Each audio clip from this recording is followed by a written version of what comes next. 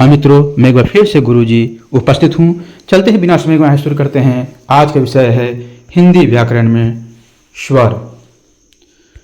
स्वर क्या है? स्वर स्वतंत्र रूप से बोले जाने वाले वर्ण हैं। इनके उच्चारण में हवा मुख विकार अर्थात मुख द्वार से अबाध गति से निकलती है।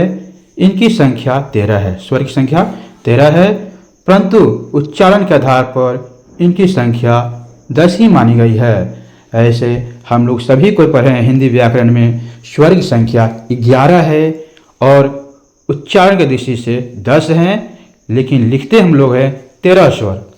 अब कहाँ है देख लेते हैं।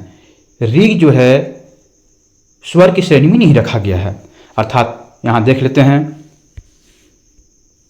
ये ऋ को लिखने के आधार पर स्वर की संज्ञा दी जाती है, परंतु इसकी यानी इसका उच्चारण री होता है। अतः री को उच्चारण के आधार पर स्वरों में स्थान नहीं दिया गया है। एक बार फिर से देख लें। री को लिखने के आधार पर स्वर की संज्ञा दी जाती है, परंतु इसका उच्चारण री होता है। अतः री को उच्चारण के आधार पर स्वरों में स्थान नहीं है।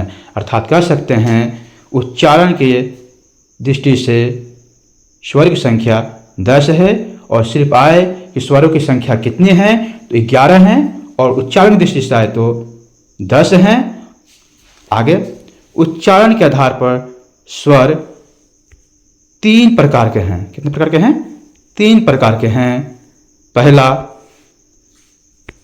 हर्ष स्वर, दूसरा दीर्घ स्वर, तीसरा प्लुत स्वर।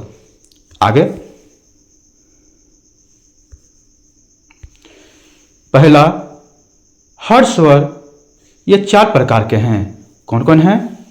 अ, हर्षई, हर्षऊ और रि 4 हैं। दूसरा दीर्घ स्वर, ये 7 हैं। कौन कौन हैं? आ, दीर्घई, दीर्घऊ, ए, ऐ और औ हैं। ये 7 हैं। आगे तीसरा प्लुत स्वर में चिन्ह का प्रयोग होता है। जी हाँ, चिन्ह का प्रयोग होता है, जैसे अंग्रेजी में एस और हिंदी के 3 की तरह। प्लुत स्वर वे स्वयं हैं जिनके उच्चारण में दीर्घ स्वर से भी अधिक समय लगता है, प्लुत स्वर कहलाते हैं। जैसे ओम। इन स्वरों का उपयोग मुख्यतः नाटक के संवाद में अथवा किसी को पुरस्कार के लिए किया जाता है। जैसे ओम चिन्ह का प्रयोग होता है। यहाँ तक बनने के लिए थैंक यू, शुक्रिया, बहुत बहुत धन्यवाद।